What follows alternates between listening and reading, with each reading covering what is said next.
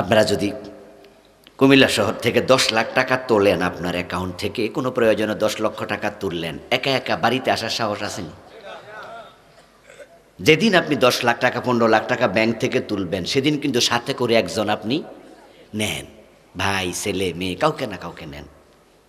তারপরও দুইজন মিল্লা যখন ব্যাগে টাকা লই রিক্সায় ওঠেন, তখন দোয়া ইউনুস পড়েন না, লা ইলাহা ইল্লা আনতা সুবহানাকা ইন্নী কুনতু মিনাজ জালিমিন। এদিকে ওইদিকে তাকাইতে থাকেন, আল্লাহ জানে মনে মাছের পেটে ডুবতাছে।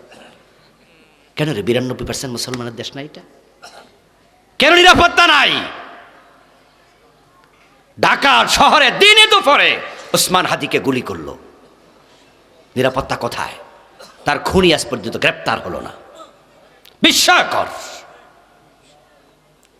কোন দেশে কোথায় আছি আমরা? যে ছেলেটার মৃত্যুতে বাংলাদেশ কেঁপে উঠেছে, তার মৃত্যুতে রাষ্ট্রীয় শোক ঘোষণা হয়েছে, পতাকা অর্ধনমিত করা হয়েছে, প্রধান উপদেষ্টা পর্যন্ত সেখানে গিয়ে তার জানাজার নামাজ পড়েছে, তার খুনি অ্যারেস্ট হয় না। তা আপনি আর আমার মারলে কি খবর? কেউ খবরও তো নিব না। নিরাপত্তা কোথায়? আমার বন্ধু, ইসলাম যখন এসেছিল চুরি ছিল না, ডাকাতি ছিল না, কারণ ইসলামের বিধান কোরআন, এ কোরআন সমাজে প্রতিষ্ঠিত ছিল। আল ইসলাম হুয়া তিলকা শারাঈ আল্লাতী ইয়াতাহাক্কাকু বিহাস সালাম।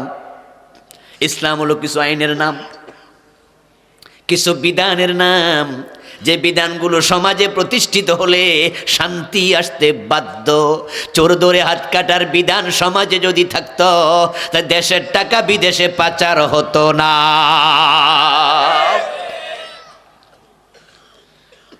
আর দেশের টাকা বিদেশে পাচার না হলে আমাদের জীবনে শান্তি আসতো, আমরা নিরাপত্তা পেতাম। আমাদের দেশে আমরা গরিব মানুষের এত কষ্টে থাকতাম না। এখন দেশের টাকা যারা বিদেশ পাঠায়, হাজার হাজার কোটি টাকা এ গত 15 বছর 17 বছরে পাচার হলো। আশ্চর্য! ইসলামী ব্যাংকের 18টা শাখা থেকে শুধু এস আলম গ্রুপ বিদেশে টাকা পাচার করেছে 80,000 কোটি। গত 15 বছরে বাংলাদেশ থেকে পাচার হয়েছে 28 লক্ষ কোটি টাকা। 5টা ব্যাংক অলরেডি দেউলিয়া হয়ে গেছে, জানেন তো? কয়েকটা ব্যাংক সরকার একসাথ করে একীভূত করে দিয়েছে, বাংলাদেশ ব্যাংকের অধীনে দিয়ে দিয়েছে। সরকার বলে আমরা দেখতেছি, ওরা কোনো টাকাই এখন আর দিতে পারে না, জনগণ সেখানে লসে পড়ে গেছে, টাকার নিরাপত্তা নাই। আমার পরিচিত একজন আছে, কয়েক লাখ টাকা ওই ব্যাংকে রেখেছিল, একটা ইসলামী ব্যাংক, কি নাম জানি, ওটাও নাকি গেছে গা। আমার বলছে, হুজুর এখন তো সবই শেষ। অধস্থ কিভাবে থাকবে? এই রাষ্ট্রের নেতারা এতটাই বদ। আপনাদের এলাকায় যখন ধান লাগান, বীজ ধান, চারা গাছ, ধানের চারা, এটাকে জালা বলি। আমাদের কুমিল্লাতে জালা, জালা বলি না আমরা? জালা। আমার বাড়ি তো কুমিল্লায়, 14 গ্রাম, আপনাদের কাছাকাছি, শব্দের মিল থাকবে এই জন্য। জালা ক্ষেত যখন আমরা বানাই, যখন আস্তে আস্তে ধান ওঠে, তখন আমরা হাঁস মুরগি যেন খাইতে না পারে এই জন্য আমরা একটু বেড়া টেরা দিই, তাই না? আর একটু বড় হইলে আমরা জাল দিয়া বেড়া দেই, বিভিন্ন বাঁশ দিয়া বেড়া দেই, যেন গরু ছাগল ঢুকতে না পারে। তো আপনি জালা ক্ষেত বাঁচানোর জন্য বেড়া দিলেন, কিন্তু বেড়া নিজে যদি জালা ক্ষেত খাইলা, এখন এবার ক্ষেত বাঁচাবেন কেমন? এই যে আমরা আমাদের মোবাইলে 100 টাকা লোড করি, এই 100 টাকা যখনই আপনি ঢুকান, সাথে সাথে 15 টাকা সরকার কেটে নেয়। এটার নাম ভ্যাট। এটার নাম কি? ভ্যাট। 15% ভ্যাট। আপনি 5 টাকা দিয়ে একটা চকলেট কিনলেন, এখানে 15% ভ্যাট। সরকার 15 টাকা কেটে নিয়ে যাবে, এটা সরকারের নিয়ম। আপনি কামাই করেছেন 10 লাখ টাকা, এখানে আপনাকে ট্যাক্স দিতে হবে 15%, কম পক্ষে। বেশি কামাবেন আরো বেশি, 35% পর্যন্ত ট্যাক্স দিতে হয়। 1,35,000 টাকা ট্যাক্স দিতে হয় যখন ইনকাম আরো বেশি। নরমালি সর্বশেষ 15,000 টাকা। তা আপনি 1 লাখ টাকা কামাইলে সরকার ট্যাক্স নিল 15,000, আবার 1 লাখ টাকা দিয়ে কিছু কিনলে ওখানে নিল 15,000, তাহলে 30,000 টাকা সরকারে নিয়ে গেল। এবার বলুন তো, এই যে আমরা 30,000 টাকা 1 লাখে প্রতিদিন দিতেছি, আমরা তো জানিও না এই টাকা কি পাবলিকের হাতে না নেতাদের হাতে যায়? অর্থমন্ত্রীর কাছে যাবে, প্রধানমন্ত্রীর কাছে যাবে, তারাই দেশের নেতা। আমাদের টাকা কথা ছিল তারা সংরক্ষণ করবে বেড়া হইয়া, তারা আমাদের জ্বালা ক্ষেত পাহারা দেবে। তারাই যদি চোর হয় দেশ আর ভালো থাকবে না। তাই দেশ ভালো নাই। আমি একটা এমপিওভুক্ত প্রতিষ্ঠানের মুহাদ্দিস, সরকারি বেতন পাই, এমপিওভুক্ত, ফুল সরকারি না কিন্তু বেতন 100% সরকারি। তো এক সময় আজ থেকে 3 বছর আগে 4 বছর আগে এই ভাই তো একটা প্রতিষ্ঠানের সভাপতি, ওনার বাবা প্রতিষ্ঠান বানিয়েছে, আপনারা জানেন যে বুড়িচঙ্গে শিকারপুর আলিম মাদ্রাসা, এমপিওভুক্ত মাদ্রাসা। তো আমাদের যারা একটু সিনিয়র অবসরে গেছে 5-7 বছর আগে, 4-5 বছর আগে, ওনারা অবসরে গেলে অবসর ভাতা পেতেন 30 লাখ 40 লাখ 50 লাখ, 2 বছর 1.5 বছরের ভিতরে 2-3 হয়ে যেত। আর ইদানিং যারা অবসরে যাচ্ছে আমাদের কলিগেরা, তারা কাগজ জমা দেয়, অফিসাররা কাগজ রেখে বলে দিয়ে যান, তবে টাকা কবে পান জানি না, কারণ শিক্ষকদের তহবিল থেকে কয়েক হাজার কোটি টাকা নিয়ে গেছে। ইসলামত তো শান্তি, আর বাংলাদেশে কি শান্তি না অশান্তি? আওয়াজ দেন না কেন? ইসলামত নিরাপত্তা, বাংলাদেশে নিরাপত্তা আছে কি? আপনার জীবনের নাই, আমার জীবনের নাই। কারণ কি জানেন? এদেশের সমাজে কোরআন নাই, ইসলামটা আসলে নাই।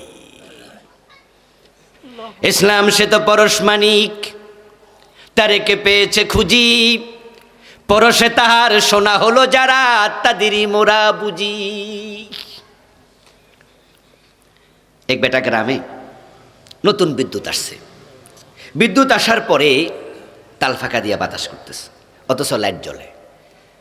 তো বুড়া মুরব্বী যখন তাল ফাঁকা দিয়ে হাতে বাতাস করতেছে, শহরে থাকে এক ছেলে বলে, দাদা আপনি তো পয়সাওয়ালা মানুষ, এটা ফ্যান কিনলে তো সারে, তাহলে তো তাল ফাঁকা দিয়ে এরম করা লাগে না, কি আরাম কি মজা, বাতাস পাবেন। তো বুড়া মুরব্বী কয় কি আমাকে কসকিতারে ফ্যান ফ্যান লাগাইলে বুঝি এরম হয়? কয় হ্যাঁ। তো বাজারে যায় দোকানদারের আমার একটা ফ্যান দেন, দোকানদার তাকে একটা ফ্যান দিল। 3 দিন পর উনি দোকানে গিয়ে রিপোর্ট করছে, দোকানদার সাহেব ফ্যান তো কিনলাম কিন্তু বাতাস তো নাই, শান্তিও নাই, হেতাল ফাঁকাই চলে। দোকানদার বলতেছে যে আপনারা যে ফ্যান দিছি, কোন কোম্পানির ফ্যান দিছে আমার তো মনে নাই। কত আমি আপনি যে রশিদটা দিয়েছিলেন ওটা তো আনছি। উনি খুইলা কয় কি 1 নাম্বার ফ্যান তো দিলাম, ঘটো নাকি লাগাইছেন কোন রুমে? কয় না, চৈতলে রাখছি। ওই যে আপনি প্যাকেট দিয়েছিলেন কিনে নিয়ে কই রাখছি, সুন্দর করে কিনে নিয়ে চৈতলে রাখে দিস। দোস্ত তুই ফ্যান কিনেছো চৈতলে রাখার জন্য না, জায়গা মতো লাগাইতে হবে। এখন বাংলাদেশও কোরআন আছে, কোথায় আছে? মাদ্রাসা আর মসজিদে, আলমারির তাকে, গিলাফের ভিতরে। এই জন্য শান্তি আসছে না, এ কোরআনকে সংসদে পাঠাতে হবে, সমাজে কায়েম করতে হবে, শান্তি কায়েম হয়ে যাবে। এও আজকে পলিটিক্স মনে করেন না যে পলিটিক্স, দিস ইজ ইসলাম। আল্লাহর কোরআন বাদ দিয়া দেশের আইনকে তোমরা সম্মান করছো। পবিত্র সংবিধান পবিত্র সংবিধান বলে মুখে ফানিয়া তুলে ফেলতেছ, অথচ তোমার দেশের সংবিধানের ভিতরে আছে শিরিক, আছে কুফর এবং কোরআন বিরোধী ডজন ডজন আইনে ভরা সংবিধান। এটা তোমার কাছে বড় প্রিয়, বড় পবিত্র। যে কামাল সংবিধান লিখছে 72-তে 34 জন ছিল তার কমিটিতে, সে ছিল তাদের প্রধান, চিফ অফ দ্যাম।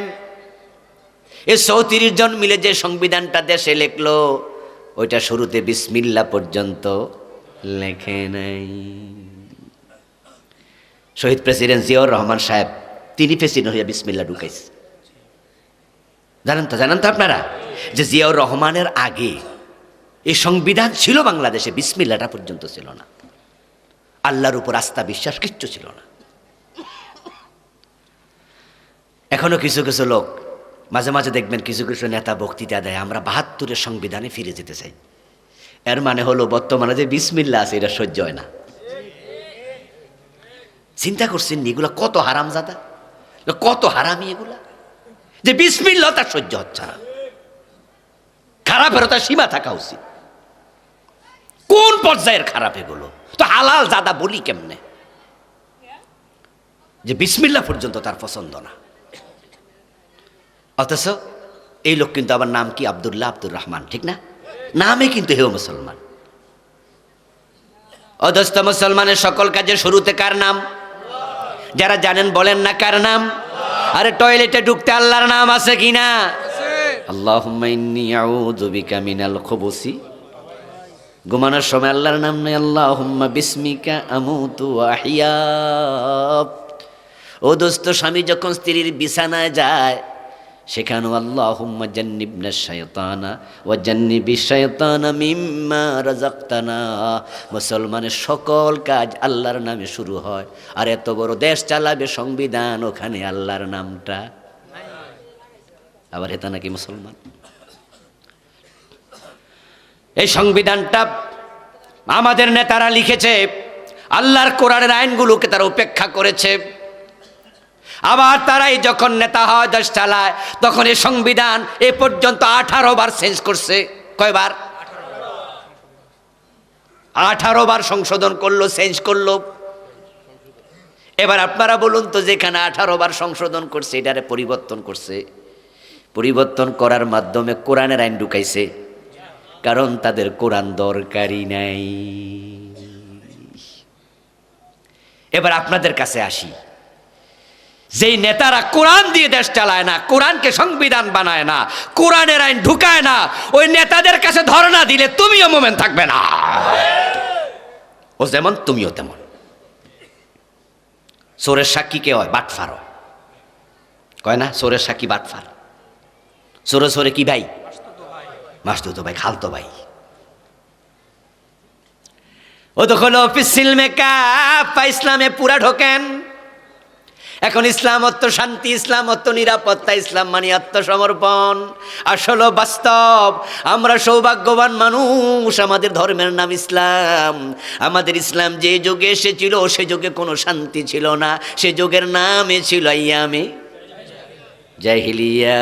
কিন্তু ইসলাম যখন এসেছে এমন শান্তি পৃথিবী দেখেছে, অর্ধ পৃথিবীর সম্রাট ওমর গাছতলায় একা একা ঘুমাতেন, বডিগার্ডের প্রয়োজন আর ছিলই না। ইসলাম অর্থ নিরাপত্তা, নিরাপত্তা, নিরাপত্তা। এই জন্য হযরত ওমর রাদিয়াল্লাহু তাআলা আনহু মদিনা থেকে একা একা জেরুজালেম চলে গেছে, অর্ধ দুনিয়ার সম্রাট, অর্ধ পৃথিবী করেছে শাসন। ধুলার তখ্তে বসে খেজুর পাতার প্রাসাদ তোমার বারে বারে গেছে খসে। মদিনা থেকে জেরুজালেম প্রায় 1000 কিলোমিটার দূরত্ব। শুধু ওটের রশি টানার জন্য একজন চাকর, সাথে কোনো বডিগার্ডের প্রয়োজন নাই। নিরাপদ জীবন, নিরাপদ শহর, নিরাপদ দেশ। চুরি নাই, ডাকাতি নাই, রাহাজানি, চিন্তাই কিচ্ছু নাই, কারণ ইসলাম অর্থই হলো শান্তি, নিরাপত্তা। 14 হাত কাটো, এটা ইসলামের আইন। নবীজি বলেছেন, আমার মেয়ে ফাতেমা যদি চুরি করে আমি ফাতেমার হাতটাও কাটবই। আরে যদি বাংলাদেশে চোর ধরে হাত কাটার বিধান কায়েম হয়ে যেত, ইসলামের মাঝে আছে, ইসলামে পরিপূর্ণ প্রবেশ করো। এখন আপনি ইসলামের আইন মানেন না, কিছু মানেন কিছু মানেন না। পুরা ঢুকলেন কেমনে? আপনি তো অর্ধেকা মুসলমান, আর অর্ধেক ইসলাম মানার তো কোনো অধিকার নাই। দোস্ত আমার, ইসলাম সে তো পরশ মানিক, তারেকে পেয়েছে খুঁজি। পরশে তাহার সোনা হলো যারা, তাদেরই মোরা বুঝি। ও নেতা, তুমি যখন নেতা হবে বোঝো, মসজিদে নেতা হয় ইমামের জায়গায় যখন ইমাম দাঁড়ায়, তখন ইমাম বড় সতর্ক, কারণ ইমাম জানে আমি যদি একা নামাজ পড়ি আমি একার জবাব একা দেব। যদি আমার অজুটা ভেঙে যায় অথবা অজু ভালো করে না করি, নামাজটা না হয়, তাহলে আমার একজনের নামাজ নষ্ট হবে। কিন্তু আমার পিছনে 50 জন যখন মুক্তাদি হয়, আমার অজু নষ্ট হলে 51 জনের নামাজ বাতিল হয়। ঠিক না?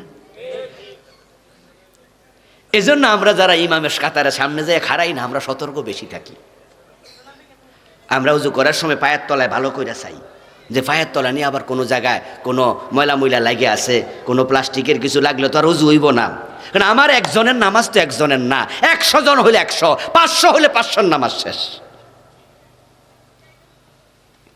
এবার যারা এলাকার এমপি, তার পিছনে মুক্তাদি সংখ্যা কত? এ পুরা এলাকার 5 লাখ লোক, 7 লাখ লোক, 10 লাখ লোক। আমি 50 জনের নামাজের পাহারাদার। আমার নামাজ সুন্দর না হলে তাদের নামাজ সুন্দর হবে না, আমার নামাজ বাতিল হলে তাদের নামাজ বাতিল হয়ে যাবে। তুমি নেতা, 5 লাখ লোকের পাহারাদার, তুমি খারাপ হলে এই সমাজ খারাপ হয়ে যাবে, এই রাষ্ট্র খারাপ হয়ে যাবে। তাই নবীজি বলছেন, আমার মেয়ে ফাতেমা চুরি করলে ফাতেমার হাত কেটে দেব। আরে এই আইনটা যদি বাংলাদেশ আমরা 6 মাস রাখতে পারতাম, অন টেস্ট 100 চোরের হাত কাইটা দেখেন, 1000 চোর তারের মতো সোজা হয়ে যাবে, 1000 চোর সোজা হয়ে যাবে। কিন্তু দুঃখজনক, ভারতের সাবেক প্রেসিডেন্ট APJ আব্দুল কালাম, উনি মুসলিম ছিলেন বাই নেম, কিন্তু বাই প্র্যাকটিস নয়, প্র্যাকটিসিং মুসলিম নন, বাই নেম তিনি মুসলিম। যাই হোক, তো APJ আব্দুল কালাম উনি বড় গবেষক মানুষ, তিনি ভারতের পরমাণু বিজ্ঞানীর জনক। তো উনার একটা বক্তব্য কয়েকদিন আগে দেখলাম, উনি বলেছেন যে 200 টাকা চুরি করলে আমরা গাছের সাথে বেঁধে ফিটাই, আর যারা 200 কোটি টাকা চুরি করে তাদেরকে আমরা MP বানাই। কি কথা, বেঠিক না ঠিক? অল্প ঠিক না পুরা ঠিক? হ্যাঁ, যে মসজিদে জুতা চুরি করে, হেরে যে কি কিলান, এটি কিলা, সবাই মিলে কিলায়।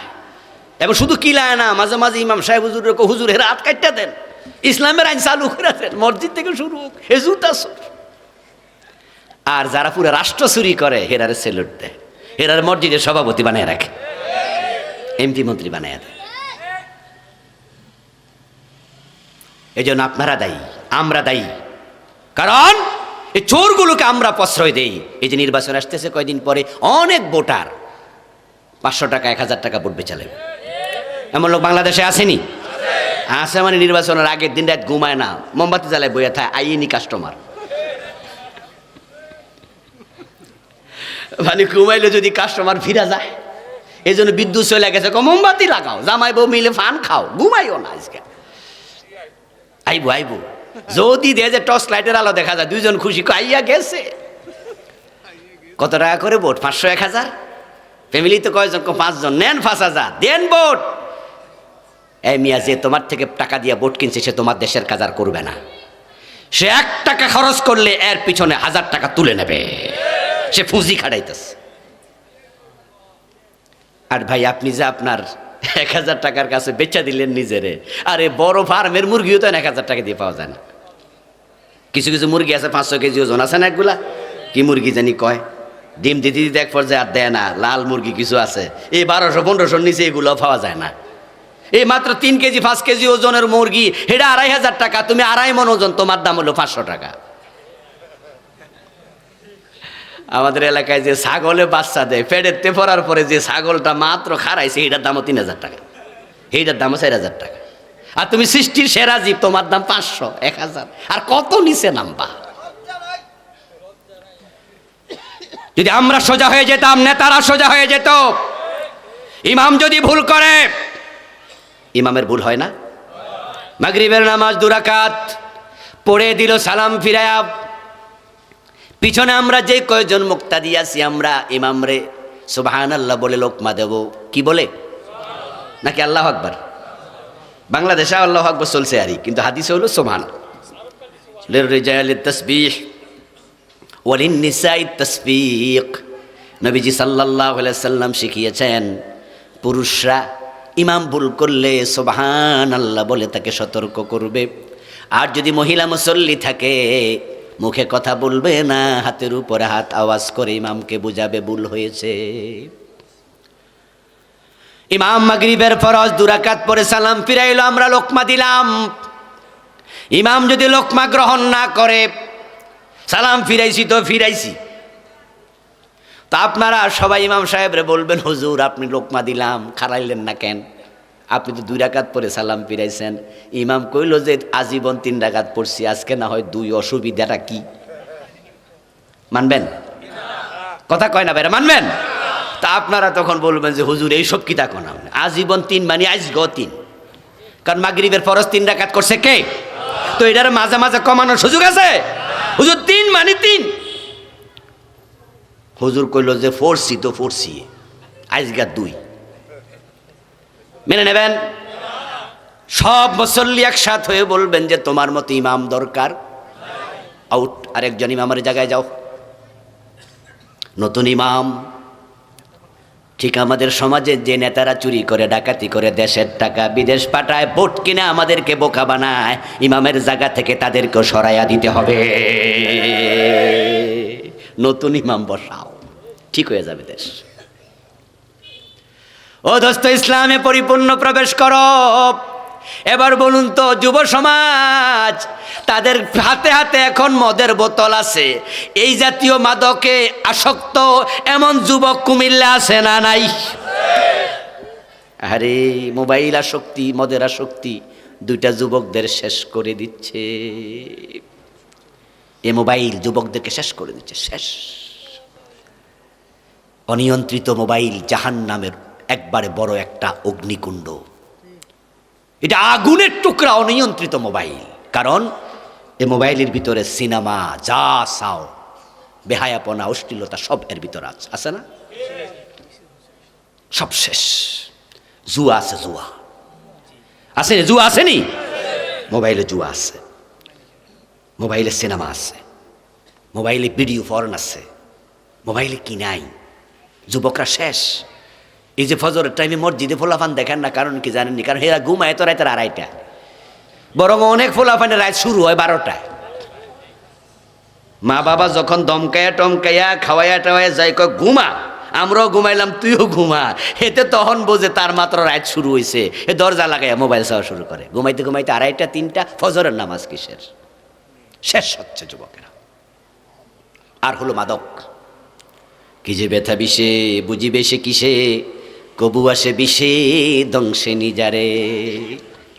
মাদকের সবল যে কত জঘন্য, এটা আপনি বোঝেন না, আমি বুঝি না।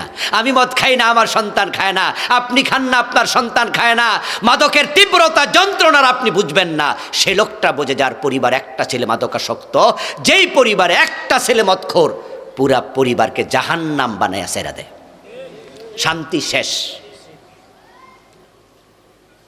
মায়ের গলা চেন নিয়ে বেচালায়, বউয়ের কানের জিনিস বেচালায়, বাবার মোবাইল নিয়ে বেচালায়। যখন টাকা থাকে না, মেন হলে ডাক না বেচা তারপরে গাঁজা খায়। হেতে দেশের এ পর্যন্ত জ্বালায়। মাদকের টাকা না দেয়াতে বাবার গায়ে হাত তুলেছে এমন জালেম আছে না? মায়ের গায়ে হাত তোলে। ঐশী নামে একটা মেয়ে শুধু হাত তোলেনি, মা বাবা দুজনকে হত্যা করেছে শুধু মাদকের কারণে। দোস্ত, এখন 54 বছর তো বাংলাদেশের বয়স হয়ে গেল, 55 চলছে। মদ বন্ধ করতে এতদিন লাগে নাকি? এতদিন লাগে? ও তো হলো সিলমে কাফা গেল, কই মদ খাওয়া তো হারাম। হযরত ওমর রাদিয়াল্লাহু তাআলা আনহু নিজের ছেলে আবু শাহমা মদ পান করেছে, তাকেও তিনি 80 বেত্রাঘাত করেছেন। ইসলামের এটা আইন। মদ্যপানের অপরাধে প্রিয় পুত্রকে নিজ করে মেরেছ দোররা, মরেছে পুত্র তোমারই চোখের পরে। কিন্তু বাংলাদেশে মাদকের নিয়ন্ত্রণের কিসের আইন? আমি তো মাঝে মাঝে হাসি এদেশের নেতাদের কথা শুনে। মাইক হাতে নিয়ে বলে মদের বেরোবে ব্যাপারে নো টলারেন্স, জিরো টলারেন্স, মাদকের ব্যাপারে ছাড় নাই। আমি কই ব্যাকল কয় কি? 54 বছরে মদ বন্ধের জন্য কার্যকর কোনো উদ্যোগে নেয় নাই। একটা অফিস বানাইছে, এটার নাম দিছে মাদক নিয়ন্ত্রণ অধিদপ্তর। আমরা নিয়ন্ত্রণ চাই না, নির্মূল চাই। এরা তো নির্মূলের অফিসে বানায় নাই। খেয়াল করছেন? এ কুমিল্লা শহরও আছে মাদক নিয়ন্ত্রণ অধিদপ্তরের অফিস। আচ্ছা, আপনারা যখন ক্যান্টনমেন্ট দিয়া এখান দিয়ে ঢাকা যান, মাঝে মাঝে কিছু বাস আছে না 100 কিলোমিটারে চালাইতে চায়। ওরে বাবা রে, প্রাইভেট কারের তো কিছু মনেই করে না, বরং হের আর হেল্পাররা আমরা কয় ফালাস্টিক। জানেননি কি কয় আমরা কয়? হ্যাঁ, আমরা হুন্ডালাই কইতাছে, এই কি কয় জানি, ওস্তাদ ওস্তাদ বামে প্লাস্টিক। আরে কয় কি রে, এত লাখ টাকা দামের গাড়ি নাম দিছে কি? আচ্ছা, যখন এই জাতীয় 100 কিলোমিটার গতিতে চালাইতে থাকে, গাড়ি তো মাঝে মাঝে কাঁপাকাঁপি শুরু করে, তখন আমরা যাত্রীরা যারা সচেতন, আমরা বলি, এই ড্রাইভার তুমি কি চালাচ্ছ, নিয়ন্ত্রণে চালাও, বলি না? যে নিয়ন্ত্রণ মানে কি স্টার্ট বন্ধ করে দাও? নিয়ন্ত্রণ করলেও বোঝা যায় যে 80-তে চালাও, 70-এ চালাও। তো যখন মদখোর দেখে মাদক নিয়ন্ত্রণ অধিদপ্তর, হেরাও বোঝে 80-তে চালান যায়, 60-এ 70-এ চালান যায়।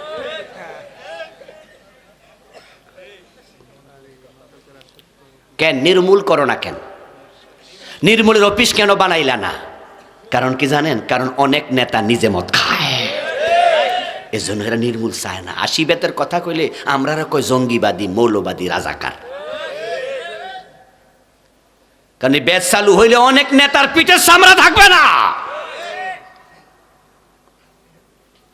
কইলে তখন হুজুররা এত কথা কয় না, কইলেও তো বুঝতেন না। এই যে একটা টাকলা মুরাদ আসিল না, মনে আসেনি? মনে আসেনি? আচ্ছা, টাকলা মুরাদ হে তো মন্ত্রী ছিল না? মন্ত্রী ছিল তো, এমপি ছিল, সে প্রতিমন্ত্রী ছিল। সে হোটেল সোনারগাঁতে সে সিনেমার নায়িকারে ফোন দিছে, দিয়ে কি বললো যে চলে আসেন, আমি এত নম্বর রুমে আছি, চলে আসো। ওই নায়িকা অডিও ফাঁস হলো, নায়িকা বলছে যে না আমি আজকে ব্যস্ত আছি, আসতে পারবো না।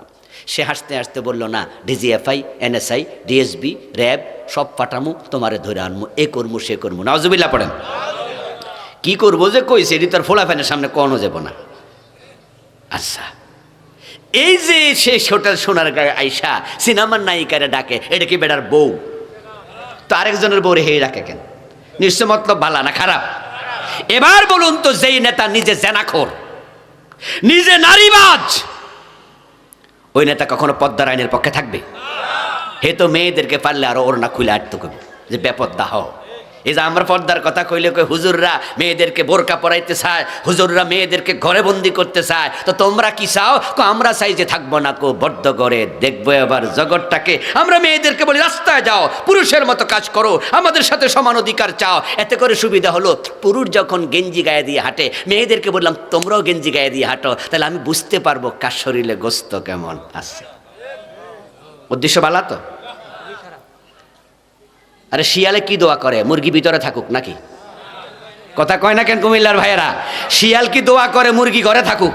শিয়াল দোয়া করে কত বাইর হতে পারে, বরং তাহাজ্জুদের সময় শিয়াল হয়তো দোয়া শুরু করে, গৃহস্থ ওড়ে না কেন, মুরগি ডাকনা খোলে না কেন? শিয়াল যেমন মুরগিকে কাছে চায়, এই বেপর্দা বেহায়া অশ্লীল নেতারা মেয়েদেরকে রাস্তায় নামাতে চায়। নারী স্বাধীনতার নাম দিয়েছে তারা? নো, নারীদেরকে তারা ভোগপণ্য বানাতে চায়। আর আমরা পর্দার কথা কেন বলি জানেন? নারীদেরকে আমরা ইজ্জত সম্মান মনে করি, দামি মনে করি, সম্মানই মনে করি। দেখেন, আমাদের প্রেসিডেন্ট যখন কোথাও যায়, দেখবেন যে প্রেসিডেন্টের পাশে নিরাপত্তা বাহিনী থাকে, থাকে না? খেয়াল করছেন নি? দেখবেন যে এসএসএফ বলা হয়, স্পেশাল সিকিউরিটি ফোর্স, এসএসএফ, চৌকস নেতা। প্রধানমন্ত্রী গেছে, প্রেসিডেন্ট গেছে, দেখবেন যে বডিগার্ডের মতো এখানে একজন, এখানে একজন, পিছনে একজন দাঁড়ায় আছে, সবাই কথা শুনতেছে, ওরা এদিকে ওদিকে তাকায়া খুব সতর্ক। ইসলাম নারীদেরকে ঘর থেকে বের হলে, সফরের দূরত্ব গেলে বলেছে মাহারাম সাথে নিও, তুমি অনেক সম্মানী, তুমি অনেক দামি, তোমারও একজন বডিগার্ড দরকার হেফাজতের জন্য। ইমিটেশন অথবা কম দামি কোনো গহনা মহিলারা যেটা কানে দেয়, গলায় পরে, চেইন পরে, যখন 100 টাকা দিয়ে কিনে, 200 টাকা দিয়ে কিনে, দাম কম হয়, তখন এটা খুলে যেখানে সেখানে রেখে গোসলখানায় চলে যায়। কিন্তু যেটা 1.5 লাখ টাকা, 2 লাখ টাকা বড়ি স্বর্ণের একটা নেকলেস, একটা চেইন, এটা খুলে কি যেখানে সেখানে রাখে না, বক্সে রাখে, কারণ তার দাম বেশি। ওরা নারীদেরকে রাস্তায় নামায়, আমরা নয়, তারা ভোগপণ্য বানাতে চায়। আমরা সম্মান দিতে জানি নারীদেরকে, ইসলাম সম্মান দিয়েছে। এবার বলুন তো, যে টাকলা মুরাদ এই মেয়েটাকে হোটেল সোনারগাঁয়ে ডাকলো, সেখানে কি মদের বার নাই? হোটেল রেডিসনে মদের বার আছে, ইন্টারকন্টিনেন্টালে মদের বার আছে, বাংলাদেশে 5 তারা হোটেল যা আছে সবগুলাতে মদের বার। ও দোস্ত, সেখানে পুলিশ যায় না ধরতে, কোনোদিন অভিযান চালাইতে শুনবেন না, কারণ এগুলো নিয়ন্ত্রণের ভিতরে। কিছু কিছু খাও, নির্মূলের ভিতরে তো নাই। নির্মূল হলে তো বলতাম যে ধরো যাইয়া। এখন সরকার তো অনুমতি দিছে, এবার আপনাদের কাছে আমার জিজ্ঞাসা, প্রিয় ভাই আমার, হোটেল সোনারগাঁয়ে গরিবের ফোলা মদ খাইতে যাইতে পারেনি তো ওখানে কেডা যায়? ধনির দুলাল, ওই নেতা টাকলা মুরাদেরা। ওরা যদি মদ খায় পুলিশ সেলুট দেয়, ওদেরকে ধরতে যায় না। আর গরিবের ফোলাক মদ খাইলে ধরে ঠ্যাঙ্গানি মারে, থানায় যায়, তারপরে জেলে দেয়। এক দেশে দুই রকম আইন দিয়া কিয়ামত পর্যন্ত মাদক বন্ধ হবে না। বরং ইসলামকে এস্টাবলিশ করো, ইসলামকে সমাজে কায়েম করো। 80 বেতের আইন চালু হয়ে গেলে তারের মতো সোজা হয়ে যাবে।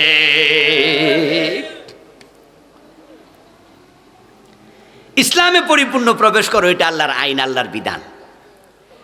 কিন্তু বাংলাদেশের অবস্থা এত খারাপ যে এদেশের 80 থেকে 90% মানুষ সুদের সাথে জড়িত।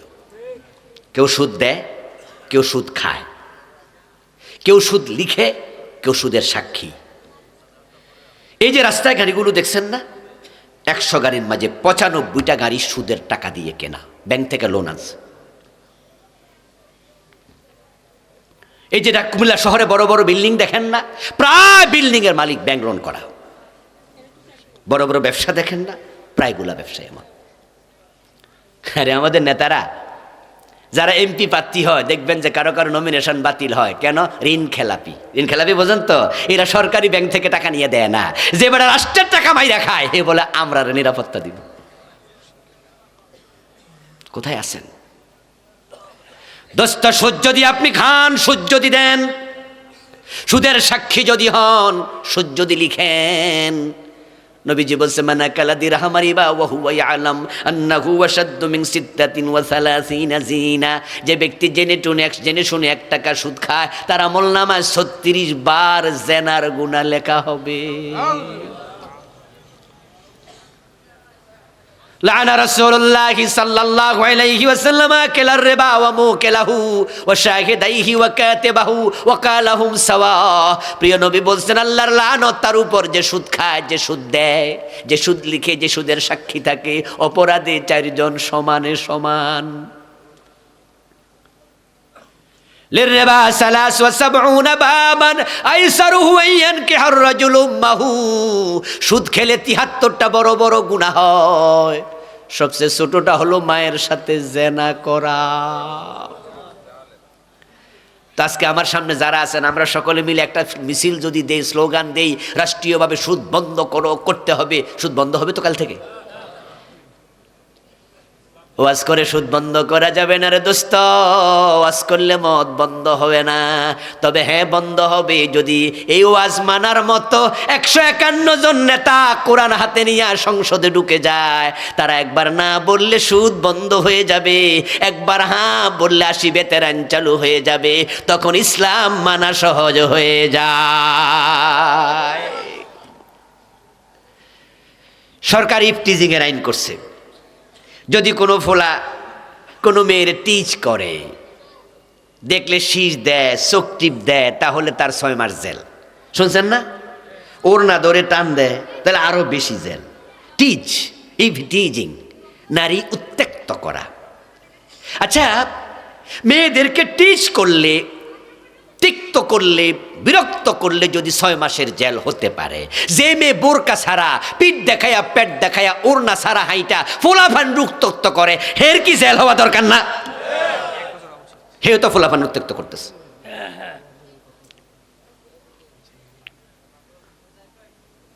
এই জন্য ড্রেস কোডের আইন হওয়া উচিত। হ্যাঁ, তুমি হিন্দু হও, তুমি বৌদ্ধ হও, তোমার ঘরে যখন তুমি ঢুকবে কোনো পোশাকের আইন নাই, যা মনে চায় পরো। রাস্তায় যখন বের হবে তুমি উস্কো খুস্কো পোশাক পরে পোলাপানকে উত্ত্যক্ত করতে পারবে না। এতে করে সমাজ নষ্ট হয়ে যায়। আইন বানাবে কারা? প্রায়ত টাকলা মুরাদের চরিত্র।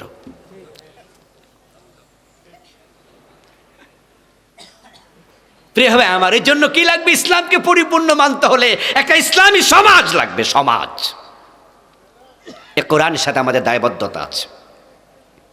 কোরআন আমাদের সংবিধান, কোরআন আমাদের কিতাব। এখানে যা আছে সব মানতে আপনি বাধ্য। ওই যে নাকে রশি ঢুকানো ওটের মতো। কিন্তু আপনার আমার অবস্থা হলো কিছু মানি, আরে সব কি আর পারিনি, হুজুররা তো কইবই। এই হলো আমাদের অনেকের আইডিওলজি, হুজুররা তো কইবই। মসজিদের মুয়াজ্জিন একদিন ফজরের টাইমে আজান না দিয়া একা একা নামাজ পড়ে ঘুমাই গেছে। এখন তো আজকে আজান হয় নাই, বেনামাজিরাও তো টের পায় আজান হইলে, আজান তো মাইকে হয়, বুঝেন না কথা। সকালবেলা সমালোচনা করতেছে চা দোকানে বইয়া, কিরে হুজুর যাই আজানই দিল না। সভাপতির কানও খবর গেছে, সভাপতি আবার জোহরের আগ দিয়া মুয়াজ্জিনকে ডাকছে, ডাইকা কয় আজকে নাকি ফজরের আজান দেন নাই। তো মুয়াজ্জিন বলতেছে হ্যাঁ আমি কিন্তু নামাজ পড়ছি, আমি কিন্তু বেনামাজি না, আমি ঠিকঠাকই পড়ছি, তবে আজান দেই নাই। ও যাই না শুই না ইচ্ছা করে দেন নাই, আমি তো মনে করছি হয়তো আপনি ঘুমোতে উঠতে দেরি হয়েছে। কয় না না আজান দিয়া লাভ কি, কেউ তো আইয়ে না, তো ভাবছি দুই কক তো মিট যাক না। সভাপতিকে না না আরে কোনো কথা না কথা না, আজান দিয়েন। কয় আমনে অত আইয়েন না। কই মিয়া আমি কি মুয়াজ্জিন নি, দায়িত্ব আমনেরা না, এটা মুসল্লি আসুক আর না আসুক আপনার আজান আপনি দেন, আমি তো আর মুয়াজ্জিন না। আপনারা মনে মনে ভাবেন ইসলাম তো কিছু মানতেছি, আর সব কি পারিনি, হুজুররা কোক না, হুজুর তো কইতে দাওয়াত দিয়ে আনছি। আফাতুমিনুনা বিবাদিল কিতাব وتكفرون ببعض فما جزاء من يفعل ذلك منكم إلا خزي في الحياة الدنيا ويوم القيامة يردون إلى شد العذاب। আল্লাহ প্রশ্ন করে এই কিতাবের কিছু মানবা না, এমন যদি করো দুনিয়ায় বেজ্জতি করব আর মরার পরে জাহান্নামে ফেলে দেব, কিছু মাইনা কোনো লাভ নাই, পুরা মানো। অন্য আয়াতে আল্লাহ বলে ইয়াকুলুনা নুমিনু বিবাদিন ওয়া নাকফুরু বিবাদিন ইউরিদুনা ইয়াত্তাখিযু বাইনা যালিকা সাবিলা উলাইকা হুমুল কাফিরুনা হাক্কা। কিছু মানুষ বড় চালাক, মানি না কয় না, কারণ মানি না কইলে মানুষে ভোট দিব না। তা সব মানো, কই জি না, সব মানলে কি পারিনি আমরা। ওরা কিছু মানে না, ওরা মাঝখানে পথ খোঁজে। উলাইকা হুমুল কাফিরুনা হাক্কা। আল্লাহ কয় পুরা মানতে যদি রাজি না হও তুমি আসলে কাফের থেকে গেছো।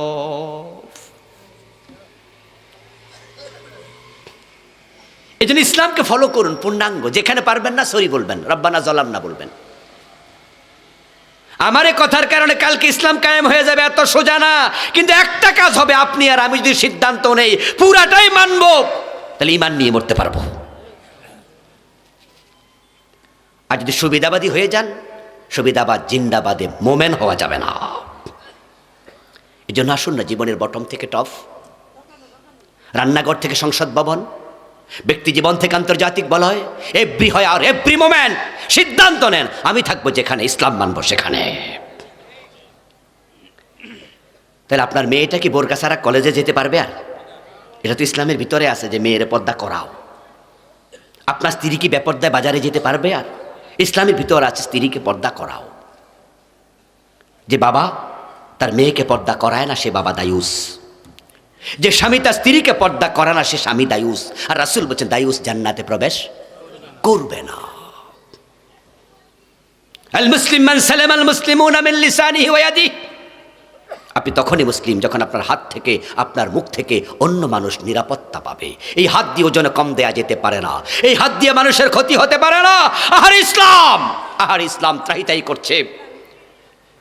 ইসলামের শান্তি পেয়ে গেল ইউরোপের লোকেরা, আমেরিকার লোকেরা, তারা ইসলাম নিয়ে গেল আমাদের থেকে। জাপানে গত সেপ্টেম্বর মাসের 29-30 দুদিন ছিলাম। তো জাপানের আমার এক ভাই আমাকে বললেন, বাংলাদেশি ভাই, উনি ওনার মানি ব্যাগ দেখাইয়া বললেন যে এই মোবাইলটা সহ মানি ব্যাগ আমি 3 বার হারাইছি, 3 বার ফিরে পাইছি, একটা টাকা মিস হয় নাই। এমন এক দেশ যে দেশের মানুষ চুরি বোঝে না, ইসলামে চুরি নিষিদ্ধ, এই আমলটা জাপানিরা করতেছে। এই জন্য বেটা মানি ব্যাগ হারাইয়া পায় মোবাইল সহ, আর আমার দেশে পকেটে থাকে না। অশান্তি আমরা পেলাম, ইসলাম তারা মেনেছে। টোকিও থেকে হিরোশিমার দূরত্ব প্রায় 1000 কিলোমিটার। ওখানে বোমা ফেলেছে, হিরোশিমা নাগাসাকিতে বোম ফেলছে দ্বিতীয় বিশ্বযুদ্ধের সময়। আমি দেখতে গেলাম। জাপানে টোকিওতে ঘুরলাম 2 দিন। রাস্তার মাঝে ময়লা দূরের কথা, আমি একটা কাগজের টুকরা আমার চোখে পড়েনি, এত পরিচ্ছন্ন তারা। অথচ ইসলাম শিখিয়েছে পবিত্রতা ইমানের অঙ্গ, পরিচ্ছন্নতা আমাদের ইমানের অংশ। আর ওরা এটা নিয়ে ভালো আছে। কেমন ভালো আছে জানেন? তাদের মাঝে রোগ নাই, অসুস্থতা নাই, খুবই সুস্থ মানুষ। 100-এর বেশি বয়স এমন জাপানি আছে কয়েক লাখ। টোটাল মানুষ হলো 12 কোটি। 12 কোটি মানুষের মাঝে কয়েক লক্ষ আছে বয়স 100-এর বেশি। আর বাংলাদেশে মানুষ আছে 20 কোটি, 100-এর বেশি আছে কয় হাজার, কয়জন পাইবেন? বরং আমাদের এলাকায় যদি কারোর বেশি বুড়া দেখি, জিগাই চাচা বয়স কত, কয় 97। আমরা কই বাবা রে, আদম আলাইহিস সালামের স্বাস্থ্য ভাই, এখনো মরে না। এবং যে 90-এর বেশি, হে কিন্তু 90 কয় সময় দেখবেন আল্লাহ ভাব দেখায় যে আমার বয়স কিন্তু। আপনি অশান্তি কেন? আপনার এত রোগ কেন? আমার এত রোগ কেন? কারণ খাবারের মাঝে বিষের অভাব নাই, অপরিচ্ছন্ন খাবার। ও প্রিয় ভাই, ইসলাম যারা মেনেছে তারাই শান্তিতে আছে। আমরা ইসলামটা এবার মানতে চাই, এবার মানতে চাই। বাংলাদেশ এখন অনুকূলে আছে, রামেরা পালিয়েছে, বামেরা পালিয়েছে, এখন ইসলামওয়ালারাই টিকে আছে। ওরা বিসমিল্লাহওয়ালা, আমরা কোরআনওয়ালা। আমরা যদি মাথা তুলে দাঁড়াই, আগামীর বাংলাদেশ কোরআনের বাংলাদেশ হয়ে যাবে। এটা সম্ভব, এটা সম্ভব। এজন্য আসুন না, জীবনের সব জায়গায় ইসলামকে আমরা ফলো করি, প্র্যাকটিস করি। আল্লাহ তুমি তৌফিক দাও, বলুন আমিন। হাদা মা ইনদি ওয়াল ইলমু ইনদাল্লাহ, আলাইহি তাওয়াক্কালতু ওয়া ইলাইহি উনীব।